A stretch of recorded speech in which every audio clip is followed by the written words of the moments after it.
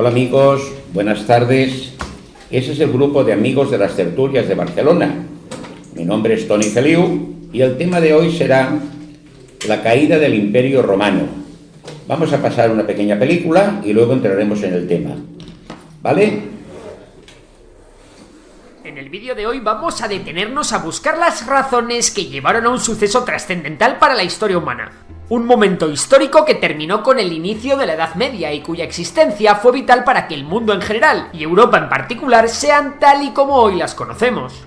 Hoy en Memorias de Pez vamos a hablar sobre la caída del Imperio Romano de Occidente, sus causas y sobre todo sus consecuencias.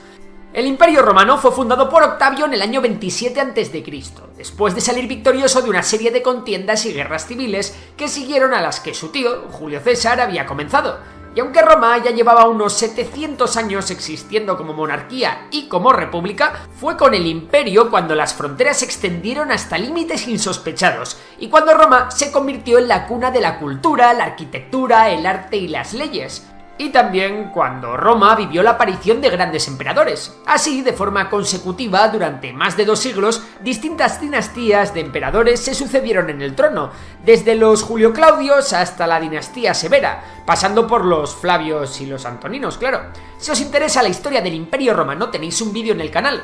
Todas estas dinastías mencionadas pertenecieron a un periodo que se conoce como el Principado, y en él había una tendencia de mantener las tradiciones e instituciones de la época de la República, pero llegó el final del Principado, al mismo tiempo que estalló una gran crisis, la crisis del siglo III, en un imperio que cada vez estaba más y más deteriorado. Tranquilos, ahora explicaremos las razones, Esta crisis destacó porque las fronteras del imperio empezaron a desdibujarse y a ser permeables. Vamos, que cualquiera entraba en el imperio como Pedro por su casa. Además, un periodo de inflación en todo el imperio hizo mucho daño a comerciantes y artesanos, que eran claves en la economía del imperio. Así el Imperio Romano se había convertido en ingobernable, y los líderes regionales se peleaban por el poder como 2 ratas por un churro. Sin embargo, la llegada al poder del emperador Diocleciano cambió las cosas. El hombre que venía a revolucionar el sistema cambió de arriba abajo la administración política romana y transformó al imperio en una tetrarquía. Vamos, un sistema político que se regía con 4 gobernantes divididos en 4 diócesis: la diócesis hispano-italiana africana, la de la Galia y Britania, la oriental y la de Panonia, Moesia, Tracia, en los Balcanes. Con las reformas de Diocleciano, en el 293 se solucionaron varios de los problemas de la crisis que asolaba Roma, y con su gobierno se abriría una nueva época que sustituirá al Principado, el dominado. Así, una nueva ola de estabilidad llegaría al ya decadente imperio, pero la estocada que supondría la división del poder en un puñado de hombres fuertes, como eran los tetrarcas, sería mortal. Y es que, amigos, aunque el imperio era inmensamente grande, este dejó de expandirse en el siglo II. Los impuestos que Roma percibía en forma de alimentos u otras riquezas desde las regiones conquistadas comenzaron a disminuir, y poco a poco se inició el declive económico. Esto, sumado a las guerras constantes con medio mundo, vació las arcas imperiales. Esta necesidad de mantener el territorio sin nuevas conquistas comenzó a ser un problema para la comunicación entre las distintas provincias, ya que mantener el elevado coste de las carreteras era imposible en tiempos de crisis. Así, con un imperio que ya no estaba unificado, los líderes provinciales tenían mucho más fácil imponerse e incluso nombrarse a sí mismos como emperadores. Por otra parte, defender las fronteras y agrupar a las legiones era cada vez más complicado. Así, mientras que el imperio en Occidente ya no veía un duro, en Oriente contaba con un músculo económico mucho mayor, fruto de su complejísima red de comercio.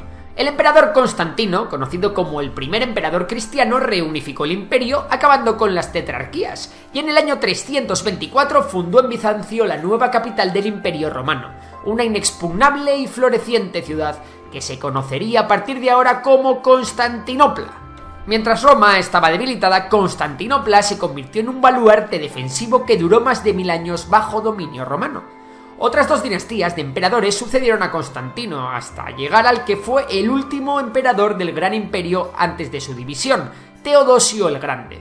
Y este hombre, que era un gran administrador, llegó a la misma conclusión que su antecesor Diocleciano: el imperio no se podía gobernar desde una única silla. Así, en el año 395, el imperio volvió a dividirse otra vez, esta vez para siempre en las dos mitades que todos conocemos: el Imperio Romano de Occidente, con la capital trasladada a Milán y posteriormente a Rávena, y el Imperio Bizantino, con capital en Constantinopla.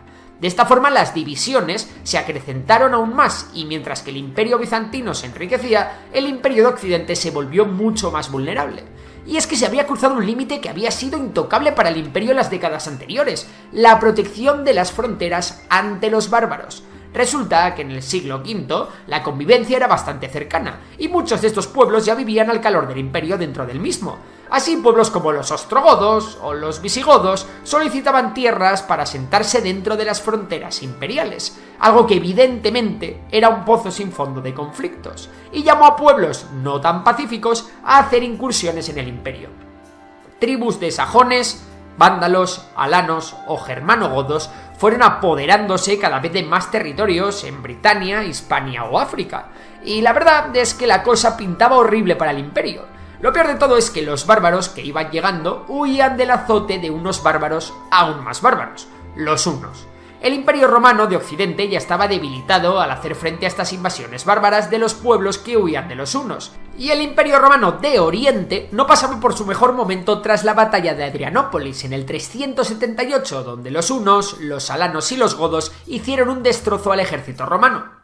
Como consecuencia de este desastre, los Balcanes quedaron a merced de los invasores, y aunque Teodosio consiguió recuperar parcialmente la zona, los bárbaros ya habían reconocido el punto débil de los romanos. Fue tan así que en el año 410, un caudillo visigodo llamado Alarico logró saquear Roma. Aunque lo cierto es que estos caudillos no eran meros foráneos para el imperio. En el caso de Alarico, el hombre había sido un soldado romano, como muchos otros godos que formaban parte de los ejércitos de Roma pero que no tenían la ciudadanía romana. Se los llamaba foederatis. Sin embargo, a los emperadores romanos de la época, como lo fue Teodosio, no les quitaba el sueño derramar sangre de sus aliados godos y los utilizaban como carne de cañón, lo que hizo que Alarico decidiese vengarse. A pesar de ostentar el título de general ilírico en los Balcanes, el hombre se negó a ser un títere del imperio y buscó que al menos se le concediera la ciudadanía romana a los godos. Como no se le concedió lo que buscaba, el tío se dedicó a cortar el suministro de grano y finalmente optó por atacar la mismísima Roma. Junto con sus godos, Alarico lideró un asedio que, pese a no tener excesivas víctimas mortales, significó un cambio absoluto de paradigma en la historia. Roma había demostrado que no era invencible, y vaya si lo iba a notar. A los visigodos les siguieron los vándalos, que en el año 455 también saquearon Roma. Fue un saqueo más duro que el anterior, y esta vez se llevaron gran parte de las reliquias y riquezas de los templos, aunque eso sí, se respetaron las estatuas de los dioses y los instrumentos sagrados de la religión judaica, que habían sido robados de Jerusalén 400 años antes. Tras este segundo saqueo, el oxígeno de Roma estaba por agotarse. El último de los 3 saqueos perpetrados por los pueblos bárbaros llegaría en el año 472 de mano de un ejército de germanos que acabarían por dejar la ciudad patas arriba. Otros 4 saqueos quedarían aún por suceder, pero no serían sobre el Imperio Romano, ya que este dejó de existir. En el año 476, un aristócrata llamado Flavio Orestes consiguió el favor del ejército para que su hijo Rómulo Augustulo fuese nombrado emperador. El pobre Rómulo, que era un joven de escasa edad, duró bastante poco.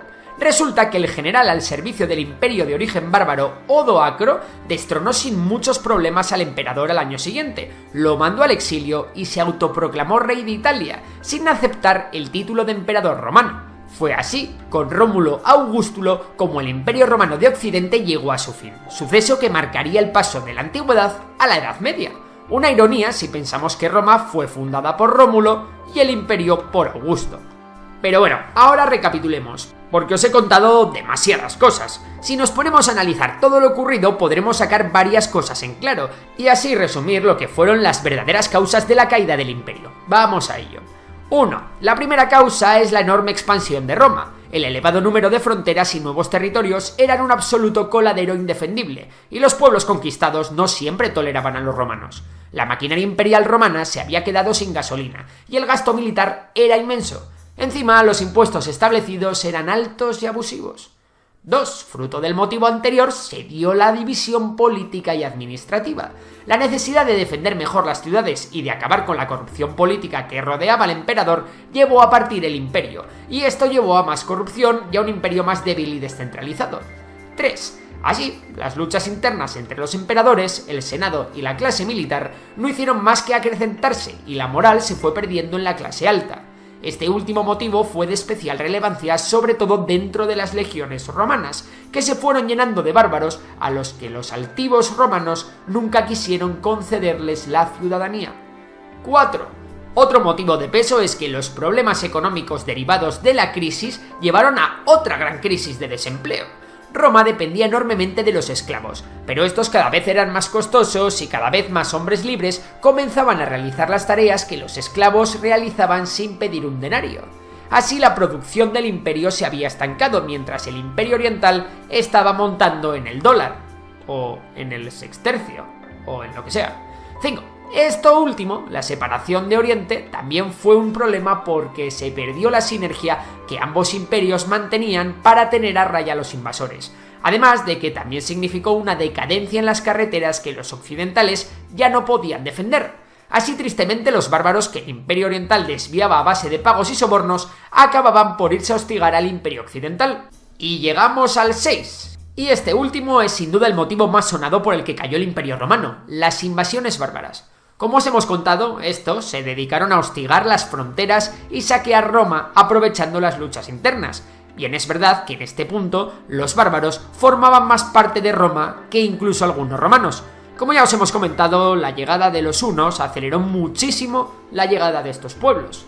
Todas estas causas fueron en conjunto lo que poco a poco determinaron el declive del Imperio Romano, un imperio que había durado casi medio siglo y cuyos avances se convirtieron en las raíces del occidente que hoy conocemos. La desintegración progresiva del imperio llevó a la aparición de nuevos reinos cristianos gobernados por las distintas tribus germánicas y al crecimiento del rol de la Iglesia católica. Con la decadencia de las rutas comerciales, la vida se fue ruralizando poco a poco y los señoríos se fueron haciendo cada vez más poderosos para dar vida al modelo feudal. Poco a poco el latín también se fue transformando y fueron naciendo las lenguas europeas que conocemos a día de hoy.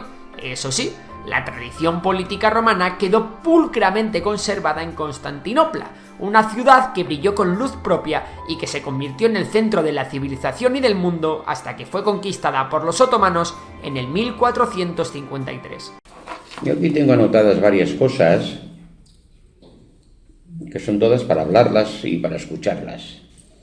Hablan de que era el colonato, que aquí no lo han dicho.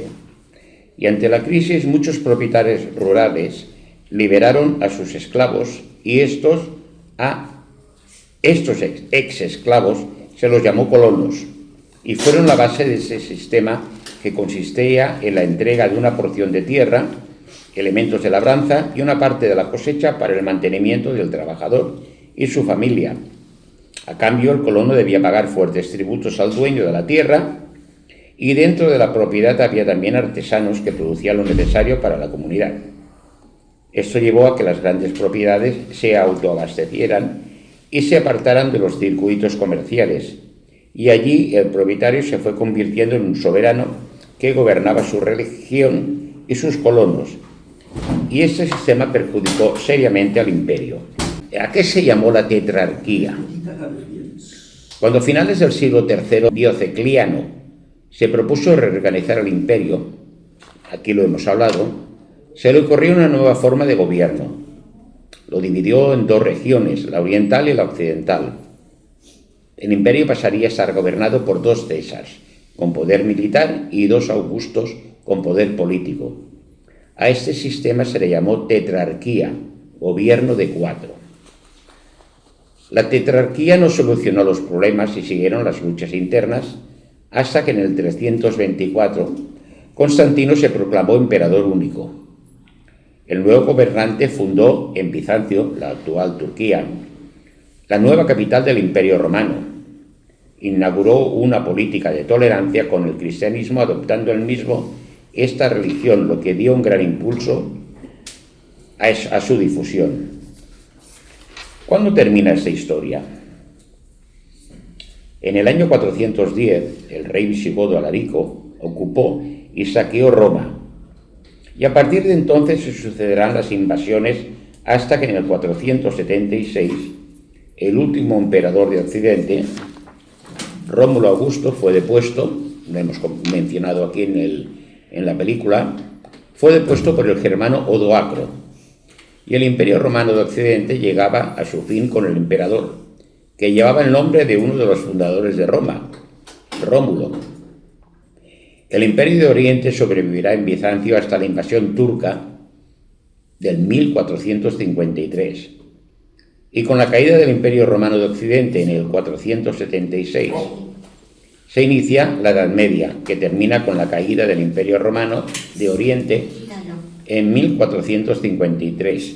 Entonces comenzará la Edad Moderna, pero esta es otra historia. Entre lo que hemos visto y lo que hemos hablado, yo creo que podemos dar paso ya a la tertulia en sí. Vale. Muy bien. Tenéis la palabra.